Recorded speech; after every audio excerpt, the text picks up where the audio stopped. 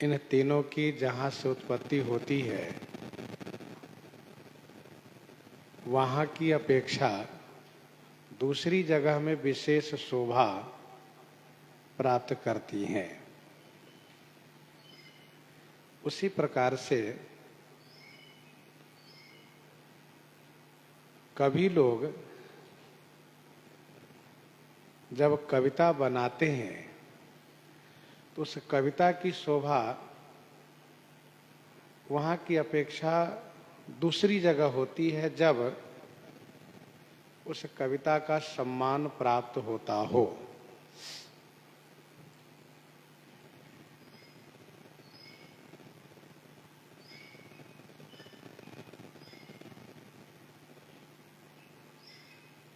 श्री सरस्वती जी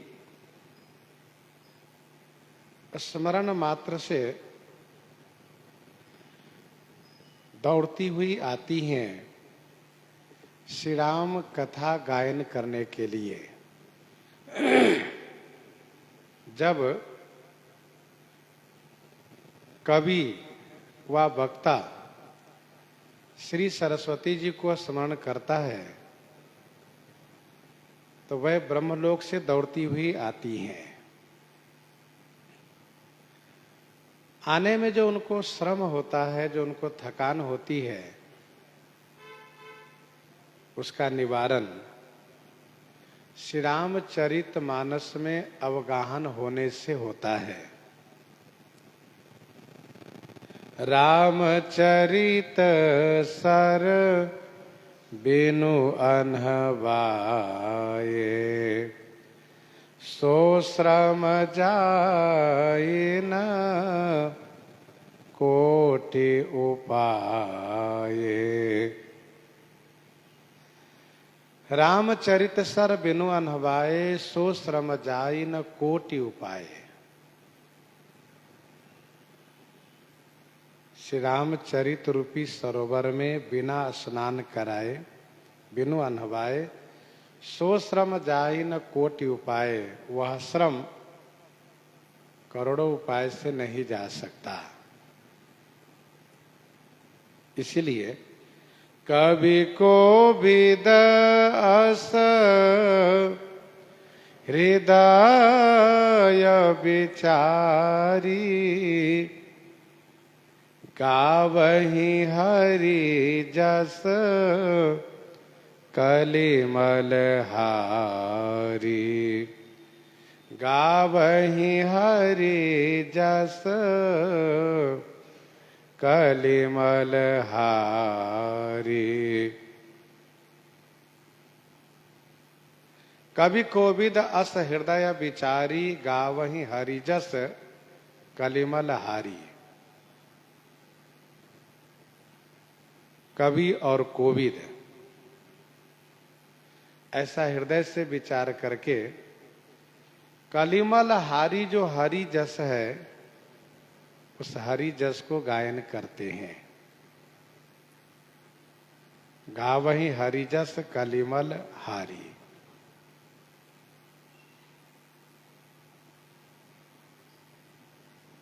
अस हृदय विचारी कस,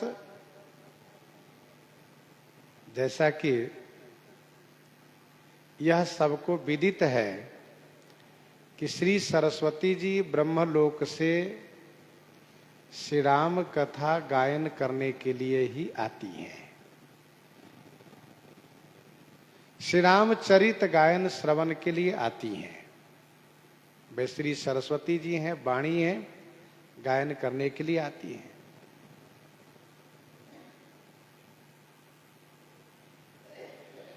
कलिमल हारी जो श्री हरि श्री राम जी का सुजस है वह कली के पापों को हरने वाला है, उसको गायन करते हैं। परंतु जो कवि किन्हे प्राकृत जन गुण गाना सिर धुनि गिरा लगत पछताना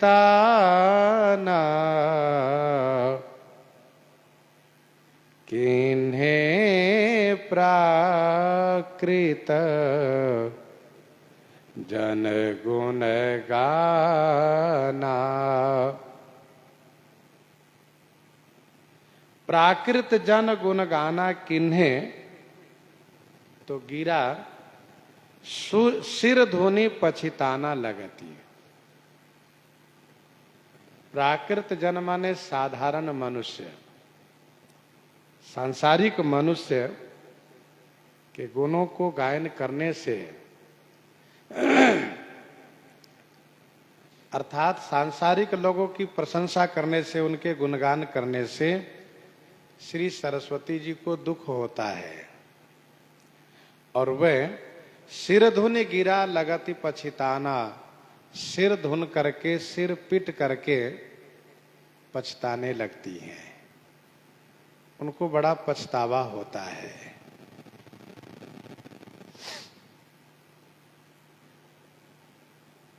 इससे यह बात स्पष्ट हुई कि श्री सरस्वती जी भगवान के गुणगान करने वालों पर बहुत प्रसन्न होती हैं और उनके वक्तव्य को, उनकी वाणी को, उनकी कविता को विशेष सम्मानित कराती हैं।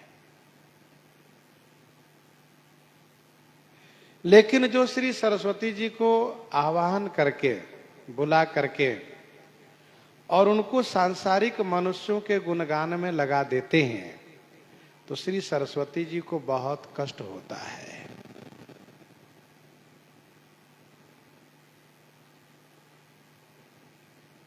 श्री राम जी सबके स्वामी हैं, सबके पति हैं। श्री सरस्वती जी के भी पति हैं। सुमेरी गिरापति प्रभु धनु पानी।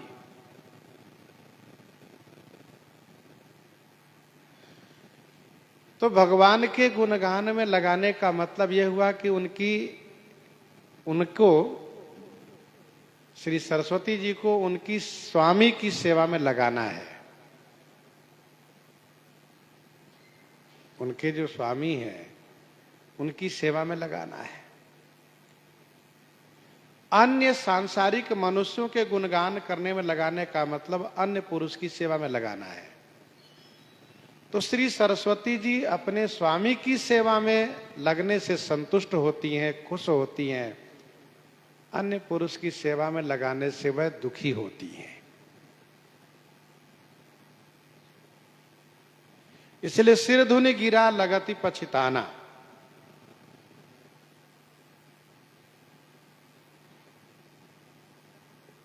सुनिसुर विनय ठाढ़ी पछिताती। सुनिसुर विनय ठाढ़ी पछिताती, भयो सरोज विपिन हिम राती।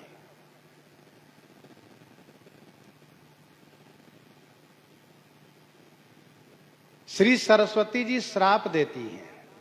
जिस प्रकार से मुझे बुला करके सांसारिक मनुष्यों के गुणगान में लगा करके मेरा यहां तक आना निरर्थक सिद्ध किया है, उसी प्रकार से तुम्हारी कविता, तुम्हारी वाणी निरर्थक सिद्ध होगी।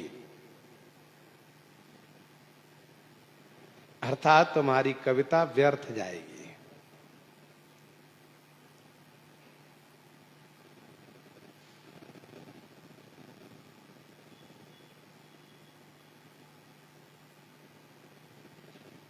तो सिर धुनि गिरा लगति पछिताना, वे पछतावा करती है।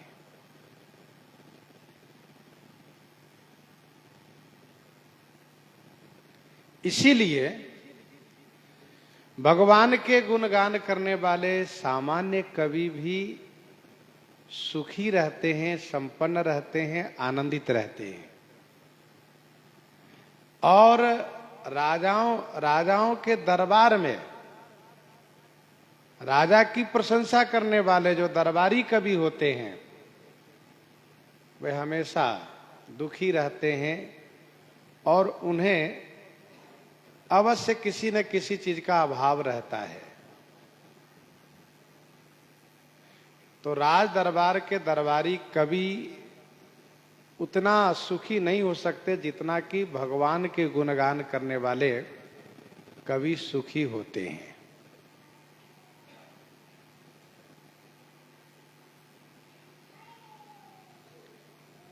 किन्हें प्राकृत जन गुण गाना, सिर धुनि गिरा लगती पछिताना। हृदय सिंधु मति सीप समाना, स्वाति शारदा कहि सुजाना। हृदय सिंधु मति सीप समाना, स्वाति शारदा कहि सुजाना।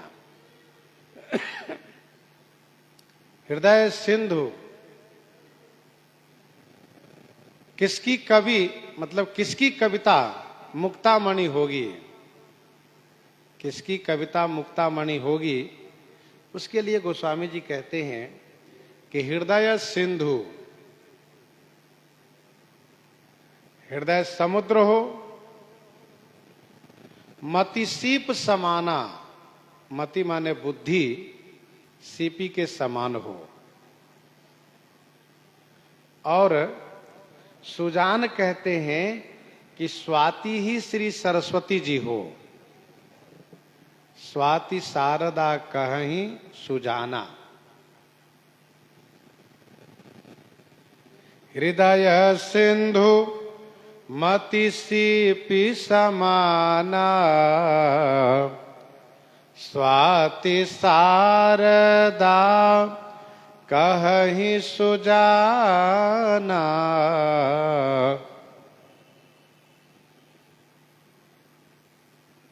सीपी तो सब जगह हुआ करती है,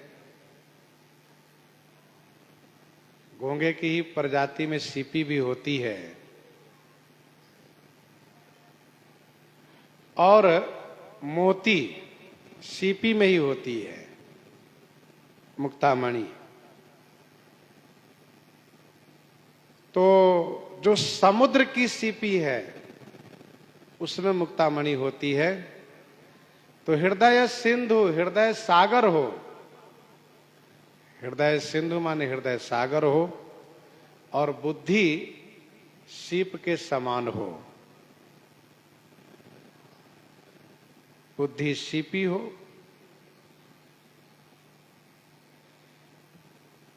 सुजान लोग कहते हैं कि श्री सरस्वती जी स्वाति नक्षत्र के समान हो। हृदय सिंधु मति सीप समाना। हृदय समुद्र हो अर्थात गंभीर हो, जैसे सागर गहरा है वैसे ही हृदय गंभीर हो, गहरा हो।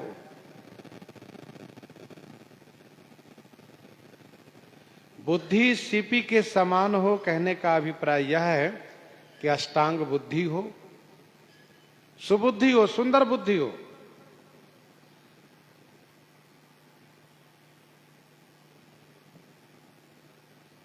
जो ग्रहण कर सके, समझ सके। और श्री सरस्वती जी स्वाति नक्षत्र के समान हो। स्वाति नक्षत्र वह जो शरद ऋतु के स्वाति नक्षत्र है।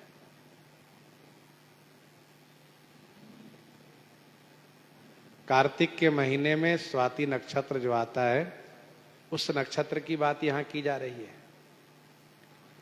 जौ बरसई बरबारी विचारू, जौ बरसई बरबारी विचारू, होहि कवित मुक्तामणि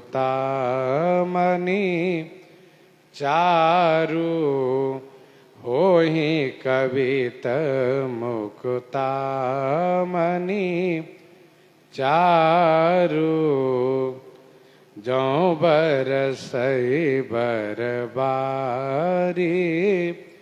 विचारू। जो बरसई बरबारी विचारू। जो माने यदि, बर विचार रूपी बरबारी बरसई, यदि श्रेष्ठ विचार रूपी श्रेष्ठ जल को वर्षा करें। कौन? श्री सरस्वती रूपी स्वाति। तो हो ही कवित मुक्तामणि चारु, चारु माने सुंदर, कवित रूपी मुक्तामणि होती है, कविता रूपी मुक्तामणि उत्पन्न होती है।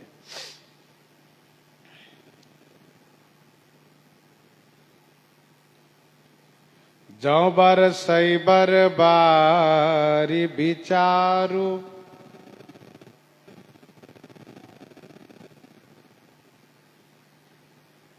वैसे स्वाति के जल से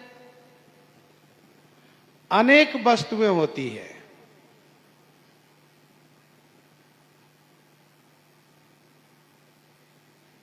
लेकिन यहां पर मुक्ता की बात की जा रही है, मोती की बात की जा रही है।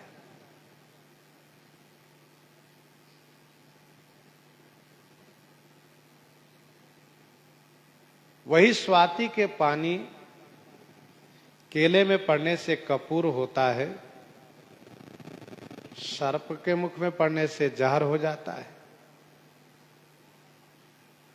बांस में बंसलोचन हो जाता है, हल्दी में कचूर हो जाता है,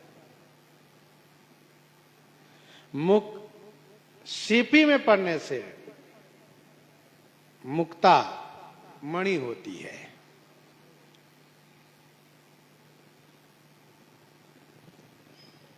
यहां पर जौ कहने का अभिप्राय यह है, जौ माने यदि, क्योंकि स्वाति की वर्षा सब जगह नहीं होती है।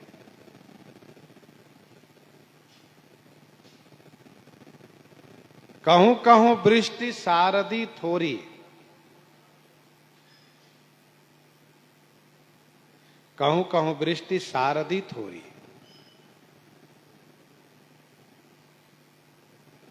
वैसे ही श्री सरस्वती जी की कृपा सब कवियों पर नहीं होती है, किसी किसी विशेष कवि पर होती है।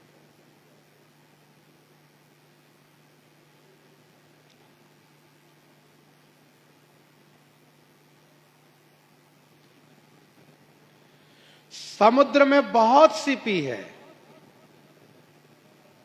पर ऐसा नहीं कि सब सीपियों पर स्वाति का पानी पड़ता हो।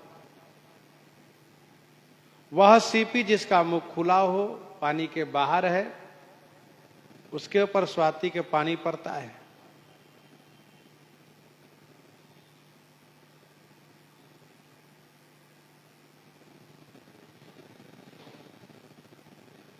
तो जौ बरसई बरबारी विचारू, यदि श्रेष्ठ विचार रूपी श्रेष्ठ जल की वर्षा हो तो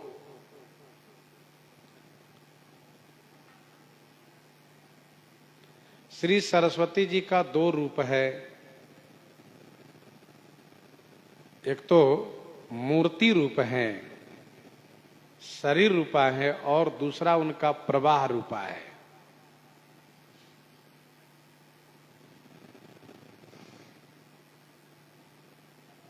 यहां पर दोनों रूप को गोस्वामी जी ने कहा।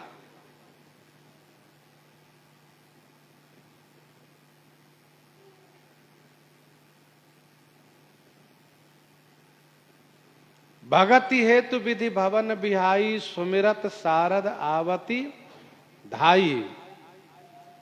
यह मूर्ति रूपा है। और जौ बरसई बरबारी विचारू, यह प्रवाह रूपा है।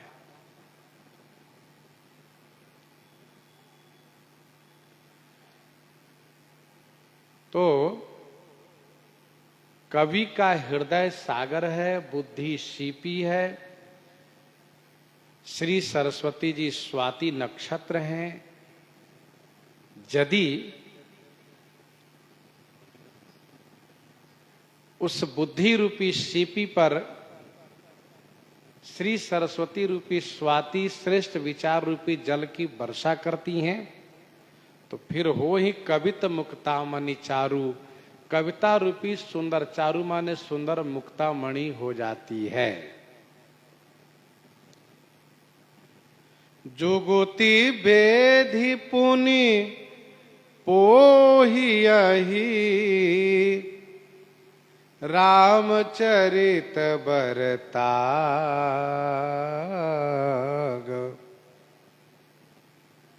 पहिरहि सज्जन बिमल उरा, शोभायति अनुराग।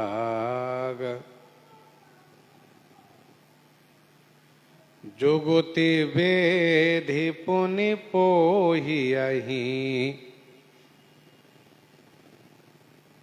जुगुति बेधि पुनि पोहियहि। जुगुति से बेधि माने वेधन करके, जुगति से उस मुक्तामणि को वेधन करके, उसमें छिद्र करके, और पुनि माने फिर, रामचरित बरताग पोहियहि, श्री रामचरित रूपी बर माने श्रेष्ठ तागा में उसको पोहियहि माने पिरोना चाहिए, पोहना चाहिए, गुथना चाहिए। फिर पहिरहि सज्जन बिमल उरा, सज्जन बिमल उरा पहिरहि, सज्जन लोग अपने निर्मल हृदय पर जब धारण करते हैं तो अति अनुराग रूपी शोभा को प्राप्त करते हैं। शोभा अति अनुराग,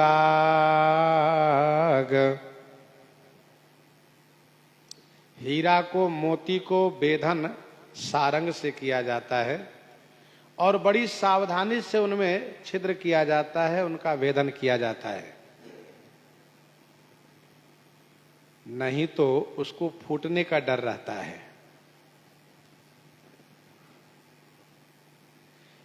इसलिए कहा जुगुति बेधि, जुगति बेधि माने जुक्ति पूर्वक उसमें वेधन हो, उसमें छिद्र किया जाए। जुगुति बेधि पुनि पोहियहि, रामचरित बरताग, श्री रामचरित रूपी बर माने श्रेष्ठ तागा में, श्रेष्ठ धागा में उसको पिरोना चाहिए।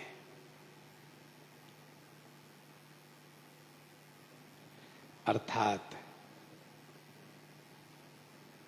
उस कविता रूपी मुक्तामणि को श्री रामचरित रूपी धागा में पिरोना चाहिए। पहली बात, युक्ति से भेदन करना चाहिए। यहां पर इसका अभिप्राय यह है कि एक संवाद को दूसरे संवाद से युक्ति पूर्वक संबंधित किया गया है। जैसे गोस्वामी श्री तुलसीदास जी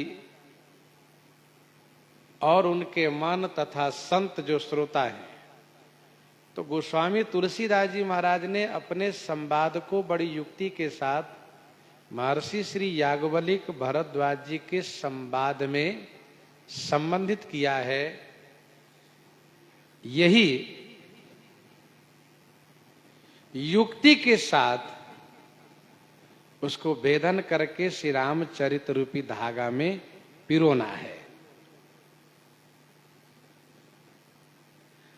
तो एक संवाद के अंतर्गत दूसरे संवाद को जोड़ना, यही युक्ति पूर्ण छिद्र करना है, वेधन करना है।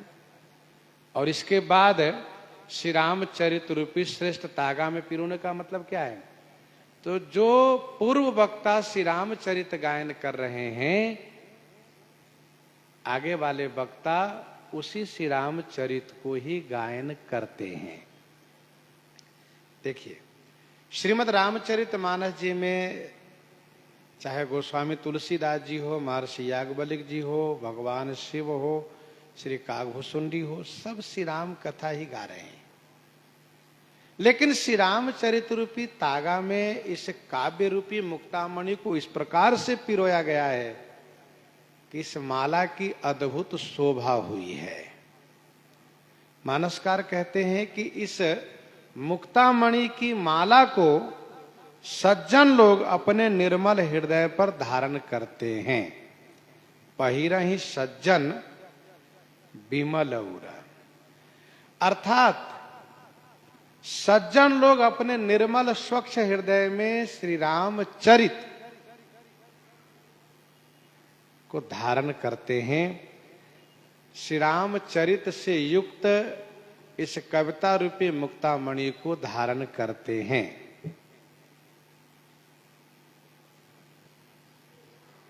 सुकवि शरद नभ मन उड़गन से, सुकवि शरद नभ मन उड़गन से, सुकवि शरद नभ मन उड़गन से। तो पहिरहि सज्जन बिमल उर शोभा अति अनुराग। अति अनुराग प्राप्त होना ही शोभा है। देखो, हृदय में श्री रामचरित का निवास होना यह माला पहनना है, और श्री रामचरित से श्री राम जी के चरणों में अतिशय अनुराग प्राप्त होना यही माला पहनने की शोभा है।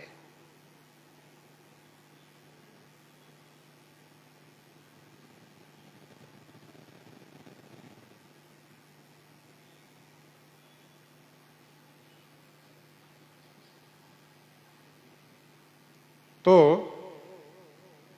शोभा अति अनुराग।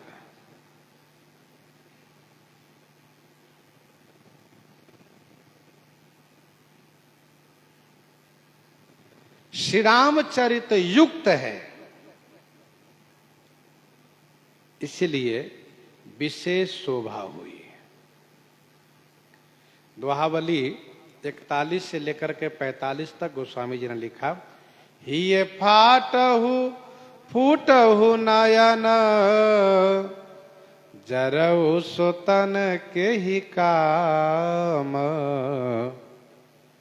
द्रवहि स्रवहि पुलकहि नहीं, तुलसी सुमिरत राम, तुलसी सुमिरत राम।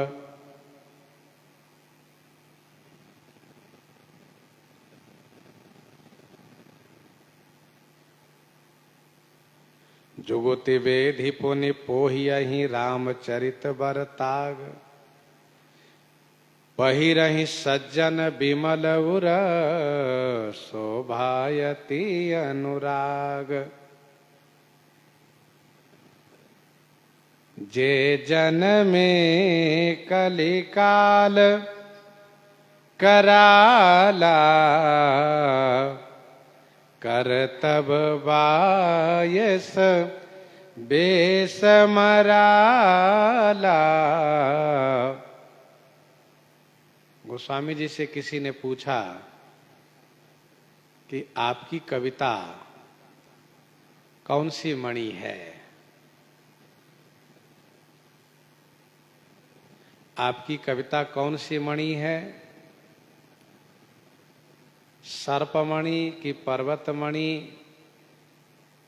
की सीपी वाली मणि, मणिमाणिक मुक्ता छवि जैसी?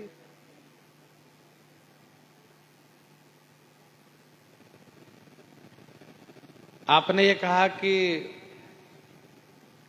कविता यह मुक्ता मणि है, और वह मुक्ता मणि यदि श्री रामचरित रूपी धागा में पिरोया गया हो, अर्थात जो कविता श्री रामचरितमय हो, तो उसको धारण करने से शोभा रूपी अनुराग की प्राप्ति होती है।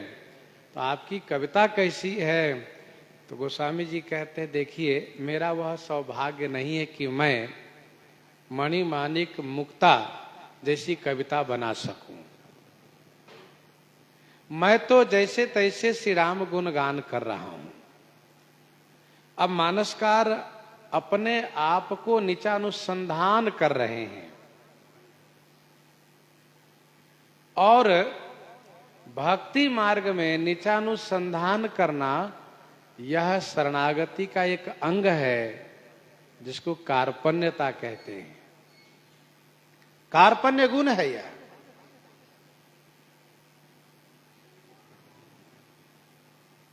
जे जन में कली काल कराला, कर तब बायस बेस मराला। जे जन्मे कलिकाल कराला, कर तब बायस बेस मराला। जे माने जो कोई इस कराल कलिकाल में जन्म लिया है, जिसका कर्तव्य बायस माने कौवे के समान है और बेस मराला, बेस मराला माने हंस के समान है। कर्तव्य बायस बेस मराला। जे जन्मे कलिकाल कराला, करतब बायस बेस मराला।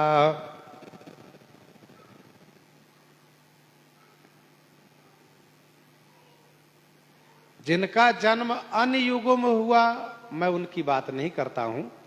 गोस्वामी जी कहते हैं मैं कलयुग की बात कर रहा हूं, क्योंकि मैं भी कलयुग में ही जन्म लिया हूं। तो जे जन्मे कलिकाल कराला, करतब बायस बेस मराला। जिसका जन्म इस कराल कलिकाल में हुआ है, जिन्होंने बेस तो हंस के जैसा बनाया है, लेकिन कर्तव्य कौवे के जैसा है।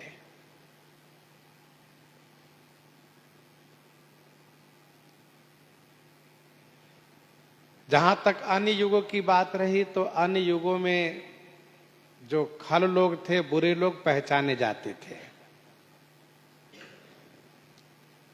ऐसे अधम मनुज खल कृत युग त्रेता नाही, द्वापर कछुक वृंद बहु होई हैं कलयुग माही।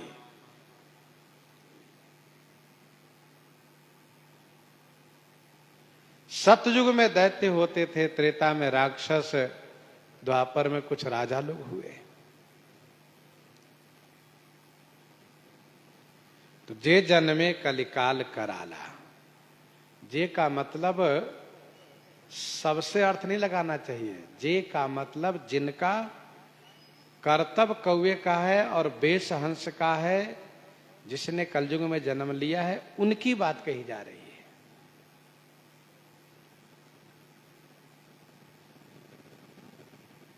कराल कलिकाल का वर्णन उत्तरकांड में गोस्वामी जी ने 97 से लेकर के 101 तक किया है। सो कलिकाल कठिन उरगारी, पाप परायण सब नर नारी।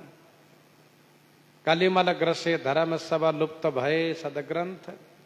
दम्भिन निज मत कल्प करी, प्रगट किए बहु पंथ। तो जे जन्मे कलिकाल कराला, कर्तव्य बायस बेस मराला।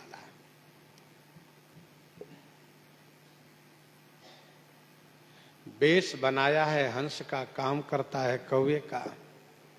कवितावली उत्तरकांड 32 पद में गोस्वामी जी ने कहा, करी हंस के बेस बरो सबते तज दे बकबायस की करनी। चलत कुपंथ वेद मग छाड़े, कपट कलेवर कलिमल भाड़े। चलत कुपंथ वेद मग छाड़े, कपट कलेवर कलिमल भाड़े। चलत कुपंथ वेद मग छाड़े, कपट कलेवर कलिमल भाड़े।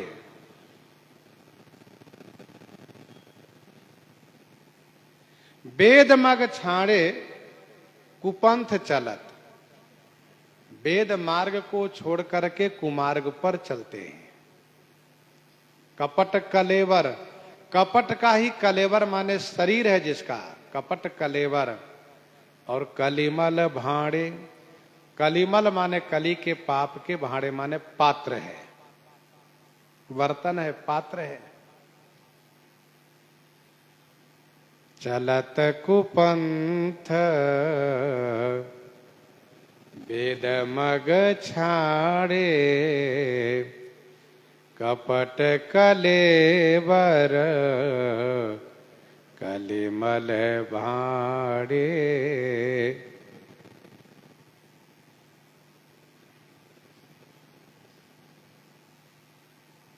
वेद मार्ग क्या है?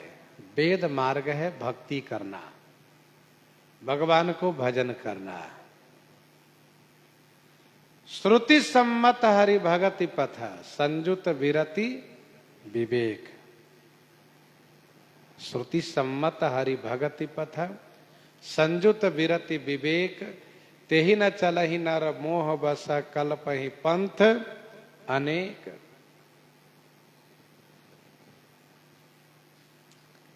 तो भजन न करके, भक्ति न करके कुमार्ग पर चलते हैं। अर्थात मनमुखी मार्ग पर चलते हैं। अपने मन से मार्ग का निर्धारण करते हैं। दोहावली 554 में गोस्वामी जी ने इस संदर्भ में लिखा, साखी सबदी दोहरा कही कहानी उपकान। साखी शब्दी दोहरा कही कहानी उपखान, भगति निरूप ही भगत कली, निंद ही वेद पुराण, निंद ही वेद पुराण।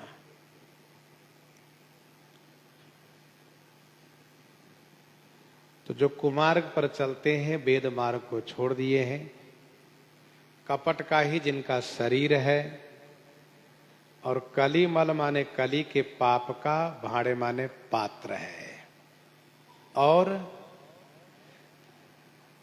वंचक भगत कहाई राम के, किंकर कंचन कोह काम के। वंचक भगत कहाई राम के, किंकर कंचन कोह काम के। जो वंचक माने ठग है, परंतु श्री राम जी के भक्त कहलाते हैं।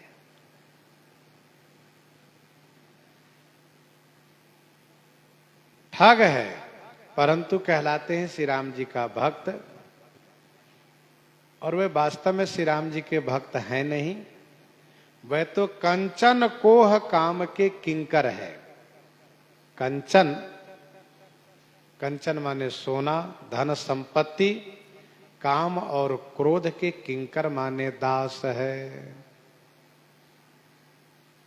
वंचक भगत कहाए राम के, किंकर कंचन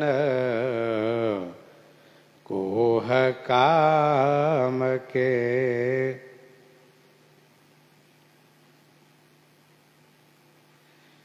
वैसे कलयुग में भी एक से एक महापुरुष धर्मात्मा होते आए हैं, एक से एक सुकृतिवान संत महापुरुष। यहां पर गोस्वामी जी अपने आप में नीचानुसंधान करने जा रहे हैं, इसीलिए कलयुग के उन लोगों का वर्णन कर रहे हैं, उन लोगों का नाम ले रहे हैं जो दंभी है, कपटी है, कुटिल है, खल है, पापी है, नीच है, उन लोगों का नाम ले रहे हैं।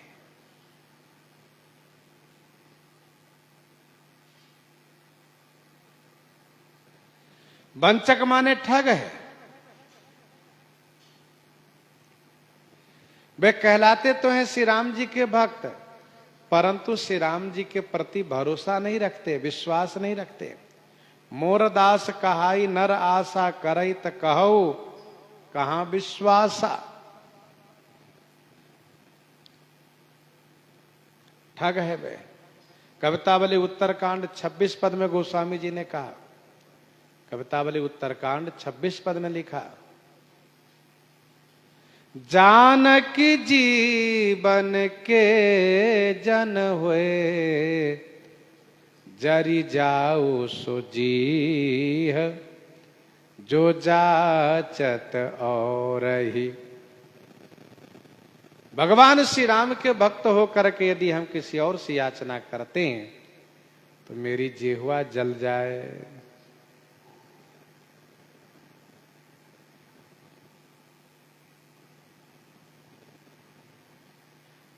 गोस्वामी जी कहते हैं हम ऐसे ठग, कलयुग में लोग ऐसे ठग हैं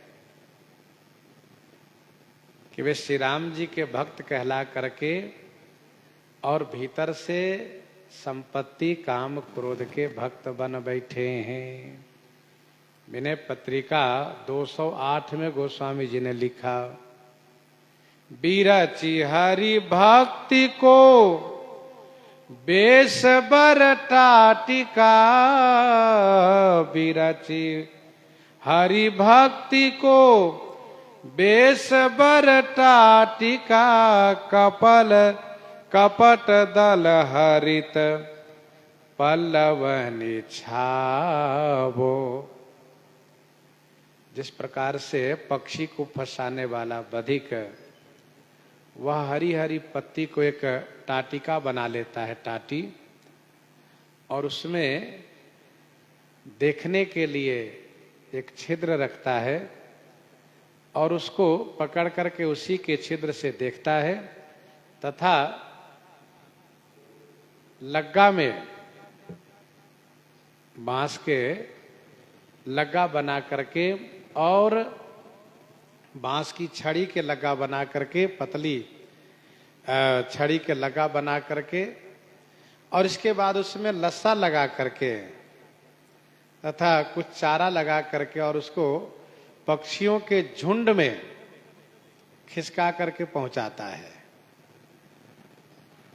पक्षियां वहां चारा लेने के लिए आती है और जैसे वो चारा खाने के लिए वहां आगे बढ़ती है तो उस लग्गा में लगा हुआ लस्सा उसके पंख में लिपट जाता है, पांव में चिपक जाता है, जिससे कि वह पक्षी उड़ नहीं पाती है और वह पक्षी फंस जाती है। गोस्वामी जी ने उसी को रूपक दे करके विनय पत्रिका 208 पद में कहा कि बीरची हरि भक्ति के बेस बर टाटिका, कपट दल हरित पल्लवनि छावो। उन्होंने कहा किस प्रकार से मैं लोगों को फंसाया करता हूं। तो ये है इस प्रकार से, ये है इस प्रकार से किंकर कंचन कोह काम को। कंचन कोह और काम के किंकर है, लेकिन ऊपर से कहलाते हैं श्री राम जी के भक्त। ये ठग है। तो 3 चौपाई में कलयुग के उन दंभियों के बारे में कहा जो दंभी है, कपटी है, पापी है। अब 4थी चौपाई में गोस्वामी जी कहते हैं, तिन्हमह प्रथम रेख जग मोरी, दिग धर्म ध्वज धंधक धोरी। तिन्हमह प्रथम रेख जग मोरी, दिग धर्म ध्वज धंधक धोरी। तिन्हमा प्रथम रेख जग मोरी। तिन्हमा उन लोगों में मेरी प्रथम रेखा है। ते नमः प्रथम रेख जगमोरी। उन लोगों में, जगत के उन लोगों में मेरी प्रथम रेखा है। धिग माने धिक्कार के योग्य हैं। ऐसे धर्मध्वजी धिक्कार के योग्य है जो ऐसे धंधक माने धंधे को ढोने वाला धोरी को धिक्कार है। धिग शब्द धर्म ध्वज धंधक धोरी दोनों के साथ लगेगा। ते नमः प्रथम रेख जग मोरी। गोस्वामी श्री तुलसीदास जी महाराज अपने आप में इतना अधिक नीचा अनुसंधान किए जितना कि कोई कर नहीं सकता। और इसलिए गोस्वामी तुलसीदास जी महाराज श्री रघुनाथ जी के सर्वाधिक प्रिय हुए और उनका काव्य सर्वाधिक लोकप्रिय हुआ। किसी बात को जब हम बड़ी दैन्यता के साथ कहते हैं तो वह बात लोगों को बड़ी अच्छी लगती है, और यदि उस बात को हम अभिमान पूर्वक कहते हैं, भले वह बात बहुत अच्छी है, तो लोगों को थोड़ी चीड़ होती है कि देखो कैसे कह रहा है ये।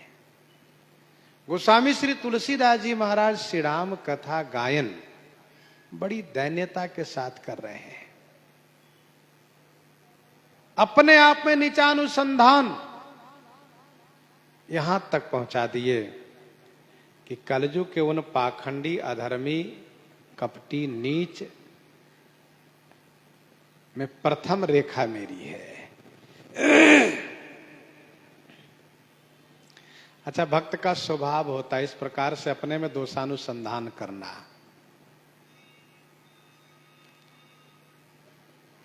विभीषण जी कहते हैं सहज पाप प्रिय तामस देहा जथा वो लोग कही तम पर नेहा।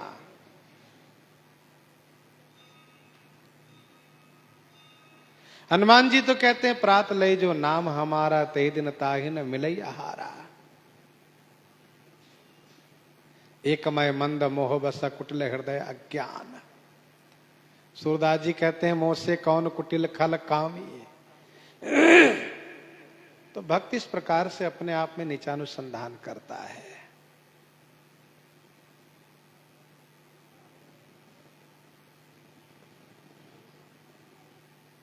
तिन्ह प्रथम रेख जग मोरी। विनय पत्रिका 95 में गोस्वामी जी ने लिखा तऊ न मेरे अघ अवगुण गनी है। तऊ न मेरे अघ अवगुण गनी है। जो जमराज काज सब परिहरी यह एक ख्याल और आनी है। जो जमराज काज सब परिहरी यह एक ख्याल और आनी है। गोस्वामी जी ने कहा यमराज सब काम छोड़ करके मेरे अवगुणों को गिनती में लग जाएं तब भी नहीं गिनती कर पाएंगे, बल्कि मेरी ओर ध्यान देने से औरों का हिसाब किताब में उनको परेशानी होगी, औरों का हिसाब किताब नहीं कर पाएंगे। तो ऐसा लगेगा कि उनके अधिकार में, उनकी योग्यता में कमी है। तिनमा प्रथम रेख जग मोरी।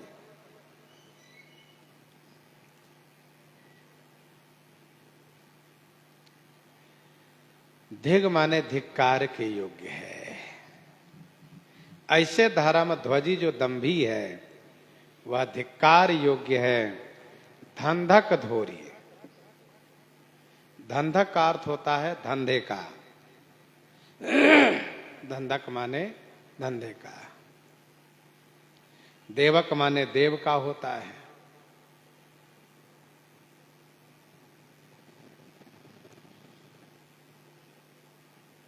धोरी, धोरी कहा जाता है बैलगाड़ी के उस तीसरे बैल को, बैलगाड़ी के तीसरे बैल को धोरी कहा जाता है जब उस गाड़ी में वजन ज्यादा हो तो तीसरा बैल जोता जाता है और तीसरा बैल मजबूत होता है, उसको आगे जोता जाता है, दोनों को आगे, उसी को धोरी कहते हैं।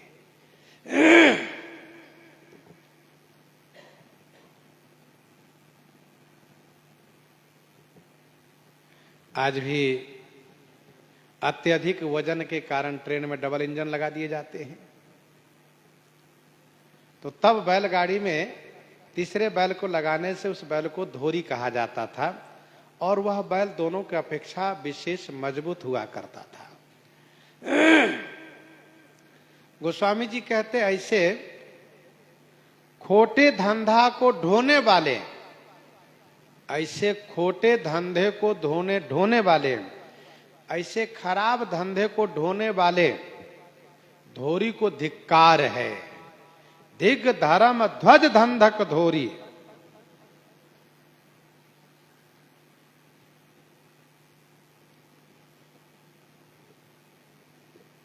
तिनमः प्रथम रेख जग मोरी, दिग धर्म ध्वज धंधक धोरी। सपने वान भरोसन देवक, देवक का अर्थ होता है देवता को, ऐसे धंधक का अर्थ होता है धंधे का, तो धंधे को ढोने वाला।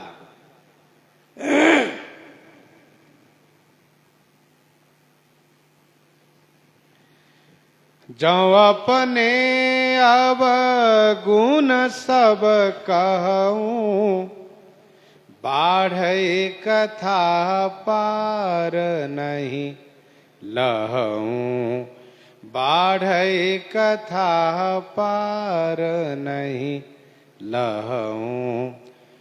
जो अपने अवगुण सब कहूं, जो यदि मैं अपने सभी अवगुणों को कहूं तो बाढ़ई कथा, कथा बढ़ जाएगी और पार नहीं लहूं, पार भी नहीं लहूं माने नहीं पाऊंगा।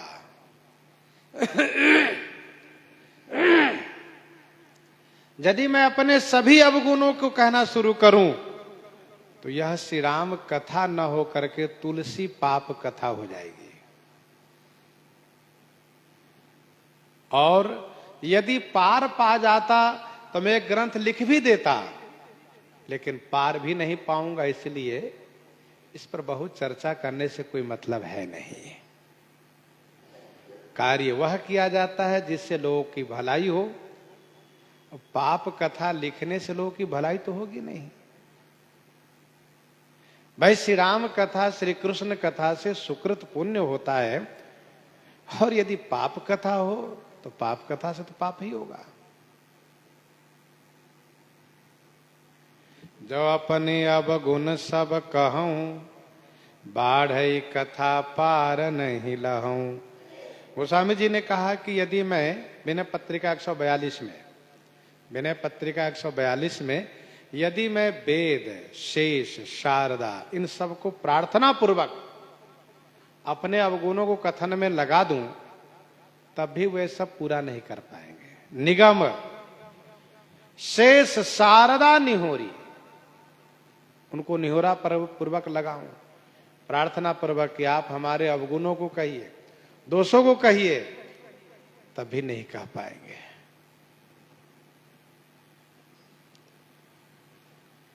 जो अपने अवगुण सब कहूं, बाढ़ई कथा पार नहीं लहूं। इसलिए ताते मैं अति अलप बखाने, थोरे ही मह जानी सयाने। आज के कवि यदि कुछ लिखने को बैठता है तो पहले अपनी बड़ाई लिखता है और उनके बड़ाई के आलेख को पढ़िए तो लगता है कि इनके जीवन में कोई दोष हुआ ही नहीं। पर धन्य है गोस्वामी तुलसीदास जी महाराज, अपने बारे में 2-3 पंक्ति में स्पष्ट कर दिए कि मुझ में कोई गुण नहीं, कोई बड़ाई नहीं, कोई अच्छाई नहीं, सिवाय बुराई को छोड़ करके, नीचता को छोड़ करके।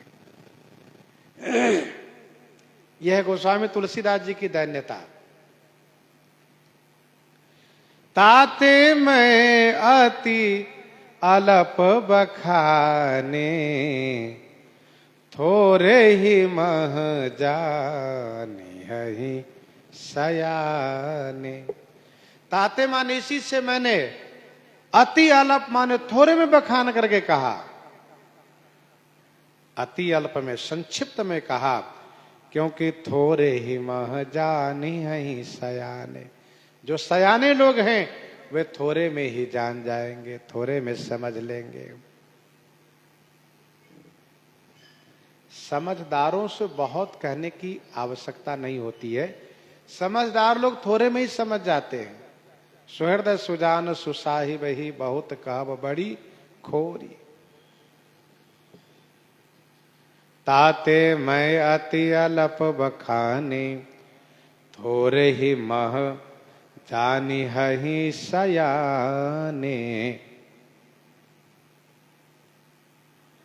समुझी विविध विधि बिनती मोरी, समुझी विविध विधि बिनती मोरी। को न कथा सुनी देयहि खोरी, को न कथा सुनी देयहि खोरी। विविध विधि मोरी बिनती समुझी, कथा सुनी को खोरी न देयहि।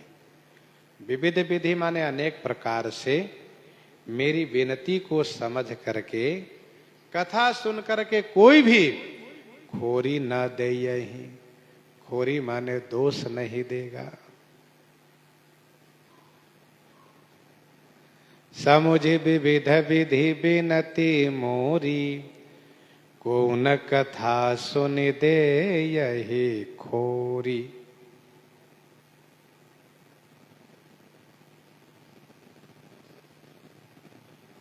अनेक प्रकार से मेरी विनती को समझ करके,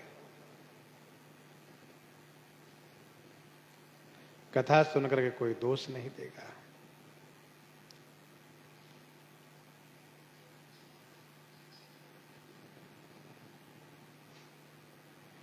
अर्थात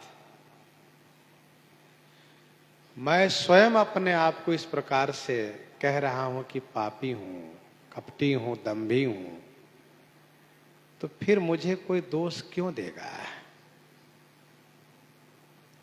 मैंने पहले भी कहा, मनमति रंक मनोरथ राव। श्री राम कथा गायन की मेरी अतिशय प्रबल लालसा है।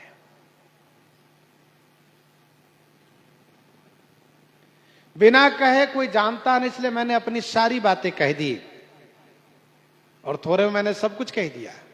तेनमा प्रथम रेख जग मोरी। तो मेरी विविध विनती को सुन करके, कथा सुन करके कोई दोष नहीं देगा।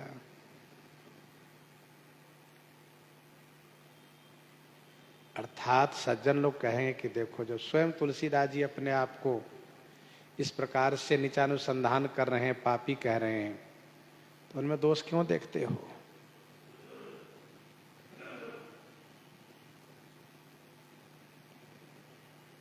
अभी अभी हम लोग चर्चा कर रहे थे कि उत्तम बात भी अभिमान पूर्वक कहने से उनकी उतनी शोभा नहीं रह जाती है। जैसे नारद कहो सहित अभिमाना, कृपा तुम्हारी सकल भगवाना। बात तो ठीक है, कृपा तुम्हारी सकल भगवाना, महाराज आपकी कृपा, प्रभु आपकी कृपा। लेकिन वह वचन अभिमान पूर्वक है। नारद कहो सहित अभिमान है।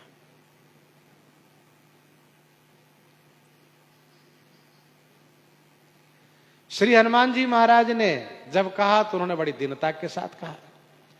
श्री राम जी ने उनसे पूछा, कहो कपि रावण पालित लंका, कह विधि दयो दुर्गति बंका।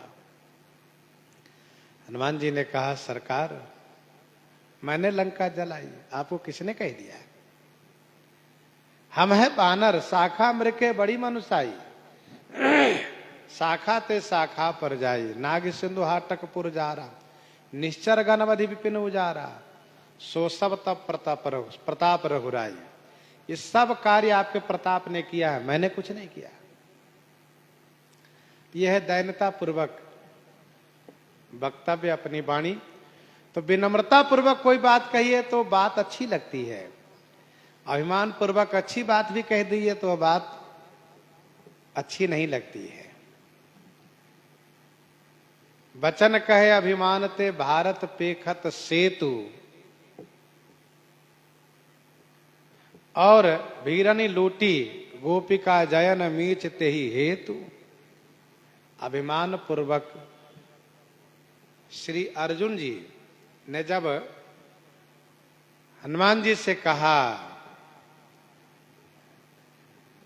कि श्री राम जी को स्वयं धनुष पर बाण का संधान करके बाण से पुल बनाना चाहिए था, न कि बानर भालुओं द्वारा पहाड़ पर्वत वृक्ष ढोवाना चाहिए था। ऐसे ऐसे पुल तो जो कुशल धनुर्धर हो स्वयं बाण से बना सकता है। वचन कहे अभिमान ते भारत पेखत सेतु, परिणाम क्या हुआ? भीरनी लोटी गोपिका जयन मीच तई हेतु। सारा अभिमान उनका समाप्त हो गया। तो कहने का अभिप्राय यह है कि बात अभिमान पूर्वक नहीं कहनी चाहिए, दैन्यता के साथ कहनी चाहिए। समुझ विविध विधि विनती मोरी, कौन कथा सुने दई ही खोरी। कोई दोष नहीं देगा।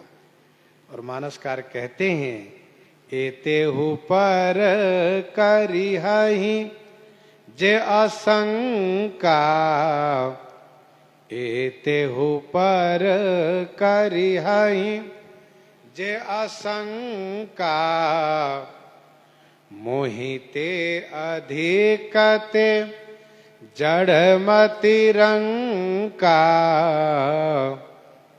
मोहिते अधिकते जड़मते रंका। एतेहु पर करिहहि जे असंका।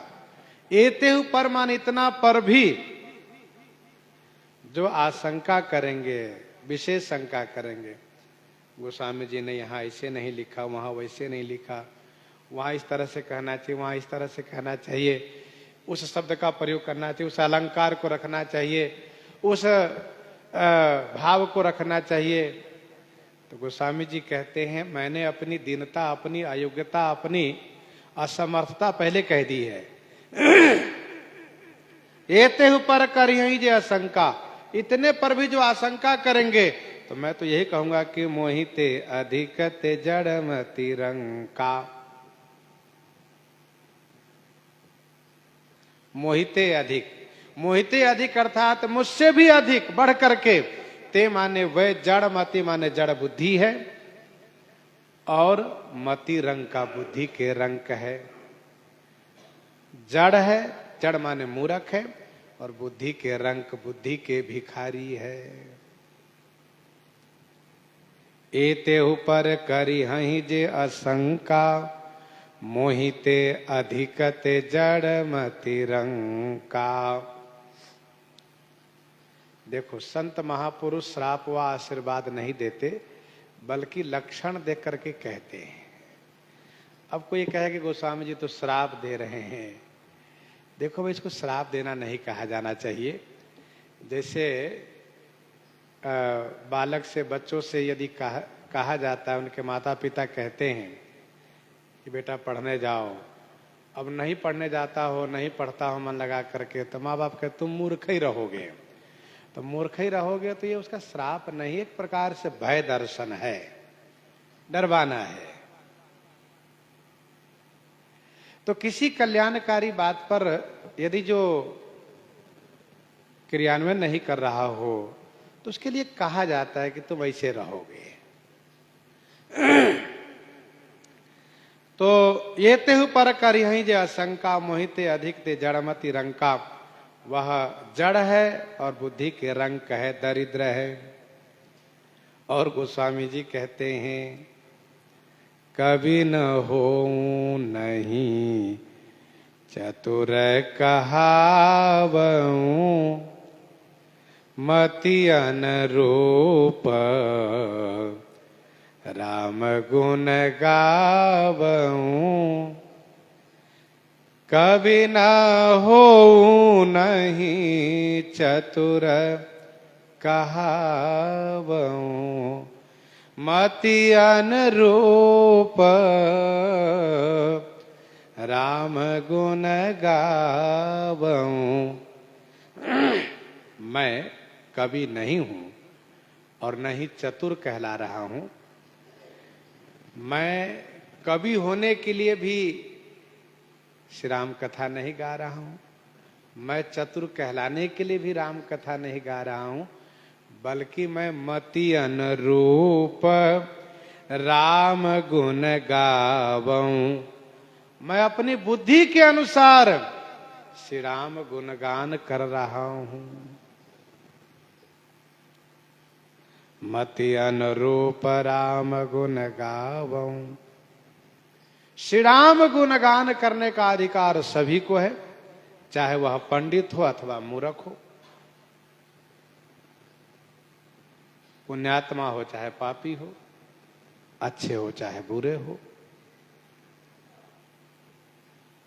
बुद्धि के अनुसार हर कोई श्री राम गुण गा सकता है।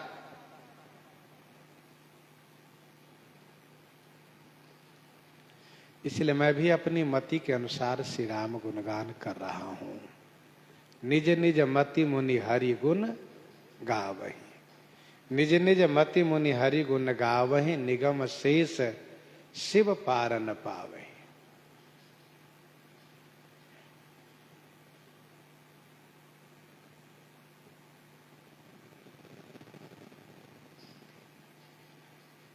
किसी ने कहा कि फिर तो आप विनती क्यों करते, इतनी प्रार्थना क्यों कर रहे हैं सबसे? तो गोस्वामी जी कहते हैं मैं इसलिए प्रार्थना कर रहा हूं क्योंकि कहाँ रघुपति के चरित अपारा, कहाँ मति मोरी निरत संसारा।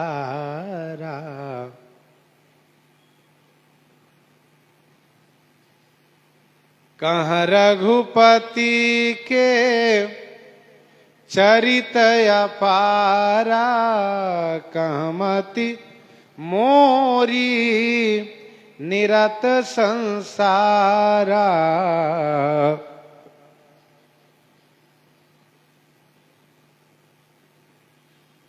कहाँ रघुपति के चरित अपारा, कहाँ मति मोर निरत संसारा।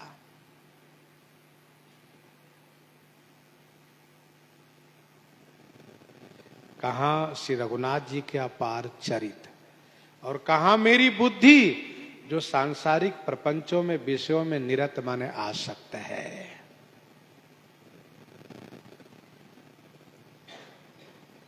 श्री राम कथा गायन करने में मेरा मन बहुत कतरा रहा है, इसलिए आप सबसे आशीर्वाद पाने के लिए, आप सबकी कृपा पाने के लिए मैं सबसे विनती करता हूं। गोस्वामी जी इस प्रकार से कथा गा रहे हैं, प्रस्तुत कर रहे हैं। प्रसंग को यहीं पर हृदयंगम करते हुए आइए श्रवण करते हैं श्री भक्तमाल जी से।